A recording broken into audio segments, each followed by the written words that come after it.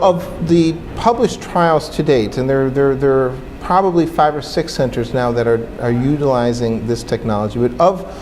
those centers, the 3 that have been the first to really report any significant anti-tumor responses are the NCI, Sloan-Kettering Cancer Center, and the University of Pennsylvania. I suspect that ultimately the responses will be very much more similar than they've initially appeared to be. But the differences that are known, that we need to consider between these 3 centers currently, is the design of the receptor, the artificial receptor, which varies between Sloan-Kettering and the NCI versus the University of Pennsylvania,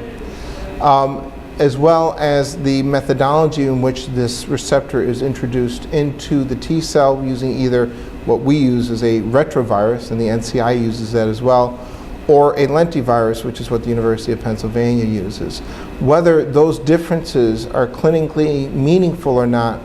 is currently unknown, but we're conducting a study now in collaboration with the University of Pennsylvania